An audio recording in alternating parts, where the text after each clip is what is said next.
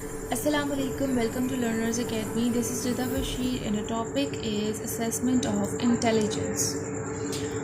تو اگر ہسٹری دیکھی جائے کلینکل سائیکالوجی کی تو اس میں انٹیلیجنس کی اسیسمنٹ پہ بہت زیادہ کام کیا گیا تھا. اس کے علاوہ سائیکالوجسٹ کو بہت زیادہ پریشرائز کیا گیا کہ وہ انٹلیکچوئل فنکشننگ کو کوانٹیفائی کریں. اور سٹارٹ میں سائیکالوجسٹ کو ڈفرینٹ ایشوز فیس کرنے پڑے جو کہ ابھی تک ریزالو نہیں ہوئے، جن میں پہلا ایشو تو یہ تھا کہ ٹرم انٹیلیجنس کا ایکچوئل یا ایگزیکٹ میننگ کیا ہے. اس کے علاوہ ایسے کون سے ہم ویلڈ انسٹرومنٹس ڈیولپ کریں جو کہ انٹیلیجنس کو میئر کر سکیں. تو انٹیلیجنس کی ڈیفینیشن کی بات کی جائے تو اس کی کوئی بھی پراپر اسپیسیفک یا یونیورسلی ایکسیپٹیڈ ڈیفینیشن نہیں ہے، کیونکہ انٹیلیجنس ایک ہائپوتھیٹیکل کنسٹرکٹ ہے جس کو سائیکالوجسٹ یا پبلک اپنی چوائسیز کے اکارڈنگ ڈیفائن کرتے ہیں. But if we define intelligence, it is an aggregate or global capacity of the individual to act purposefully, to think rationally, and to deal effectively with his environment. Means intelligence ایک individual کی mental capability ہے جس کے through وہ اپنے problems کو یا اپنے انوائرمنٹ کو افیکٹولی ڈیل کر سکتا ہے. اس کے بعد ڈفرینٹ تھیوریز آ جاتی ہیں انٹیلیجنس کی، جس میں سب سے پہلی تھیوری ہے فیکٹر انالیٹیکل اپروچ، جو کہ اسپیئر مین نے 1927 میں دی تھی، اور اسپیئر مین کو فادر آف فیکٹر انالیسس بھی کہا جاتا ہے. تو اسپیئر مین کے اکارڈنگ انٹیلیجنس کے دو فیکٹرز ہوتے ہیں، ایک جی فیکٹر اور دوسرا S factor. G factors mean general intelligence and S factor means specific intelligence. تو وہ سب ایلیمنٹس جو کسی بھی ٹیسٹ میں کامن ہو وہ سب جنرل انٹیلیجنس کو ریپرزینٹ کرتے ہیں، اور جو ایلیمنٹس ٹیسٹ میں یونیک ہوں وہ ایس فیکٹر یا پھر اسپیسیفک انٹیلیجنس کو ریپرزینٹ کرتے ہیں. اس کے بعد آ جاتی ہے کیٹلز تھیوری. تو 1987 میں کیٹل نے اپنی تھیوری دی تھی جس میں اس نے جی فیکٹر کی سینٹرلٹی پہ ایمفیسائز کیا تھا. اس کے علاوہ کیٹل نے 17 پرائمری ایبلٹیز کی ایک ٹینٹیٹیو لسٹ آفر کی تھی. کیٹل نے اپنی تھیوری میں دو امپورٹنٹ فیکٹرز کو ڈسکرائب کیا تھا، that is fluid ability and crystallised ability. Fluid ability means کہ ایک انڈیویجول کی انٹلیکچوئل کیپیسٹی جینیٹک بیسڈ ہوتی ہے، اور کرسٹلائزڈ ایبلٹی مینس وہ کیپیسٹیز جو کہ کلچر بیسڈ لرننگ کی وجہ سے لرن کی جائیں. اور کیٹل کی تھیوری کو ہائرارکیل ماڈل آف انٹیلیجنس کنسیڈر کیا جاتا ہے. اس کے بعد آ جاتا ہے گلفورڈس تھیوری. گلفورڈ نے 1967 میں structure of the intellect model propose کیا تھا، اور ڈفرینٹ اسٹیٹسٹیکل اور فیکٹر انالیٹک ٹیکنیکس کو یوز کر کے اس ماڈل کو ٹیسٹ کیا تھا. گلفورڈ کے اکارڈنگ جو انٹیلیجنس کے کمپوننٹس ہوتے ہیں وہ 3 ڈائمینشنز میں آرگنائز ہوتے ہیں، that is operations, contends and products.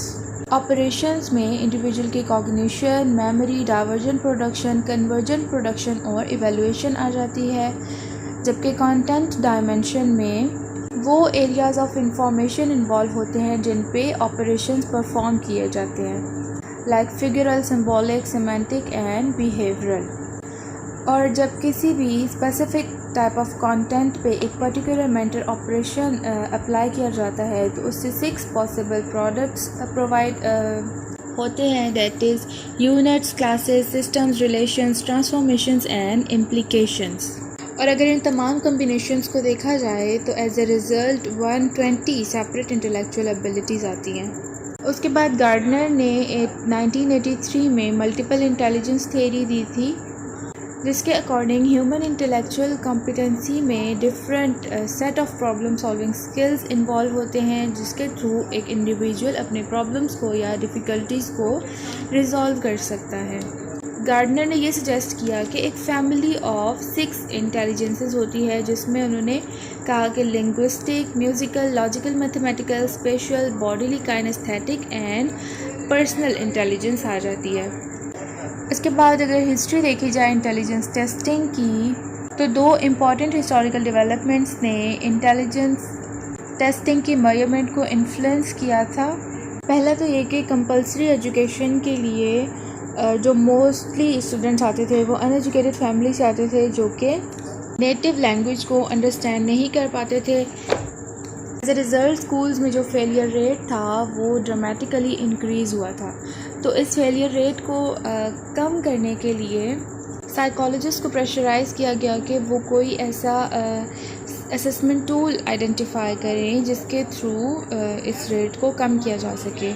دوسرا یہ کہ اس ٹائم پہ سائیکولوجیکل سائنٹسٹ کا یہ بیلیف تھا کہ مینٹل ایبلٹیز کو میئر کیا جا سکتا ہے. دین آلفریڈ بینے اور تھیوڈر سائمن جو ہیں وہ انٹیلیجنس ٹیسٹنگ موومنٹ کے لیڈر بنے تھے اور انہوں نے بینے سائمن انٹیلیجنس ٹیسٹ ڈیوائز کیا تھا جس کے تھرو انڈیویجول ڈفرینسز کو آئیڈینٹیفائی کیا جا سکے. اس کے علاوہ جو ڈفرینٹ انسٹیٹیوشنز تھے like schools, industries, military forces اور گورنمنٹ، یہ سب بھی بائی نیچر انڈیویجول ڈفرینسز میں انٹرسٹڈ تھے جس کی وجہ سے انٹیلیجنس ٹیسٹنگ جو ہے وہ بہت زیادہ اس ٹائم پہ پراسپر ہوئی تھی. اب بہت سالوں تک انٹیلیجنس ٹیسٹ کو بہت زیادہ امپورٹنس دی گئی تھی بٹ 1960s میں بہت سے لوگوں نے اس کی ویلیڈیٹی کو کرٹیسائز کیا تھا. بہت سے لوگوں نے یہ آرگیو کیا تھا کہ انٹیلیجنس ٹیسٹ میں انفیئر آئٹمز انکلوڈ کیے گئے ہیں جن کی وجہ سے یہ ٹیسٹ ڈسکریمنیشن کاز کرتے ہیں. اس کے علاوہ یونائٹڈ اسٹیٹس میں اگر دیکھا جائے تو سب سے زیادہ جو انٹیلیجنس ٹیسٹ یوز کیا جاتا ہے وہ ہے ویشلر انٹیلیجنس ٹیسٹ جو کہ ڈیوڈ ویشلر نے 1940s میں اور 1950s میں ڈیولپ کیا تھا. اور ویشلر کے according I Q test just functional intelligence کو میئر کرتے ہیں، ایکچوئل انٹیلیجنس کو میئر نہیں کرتے.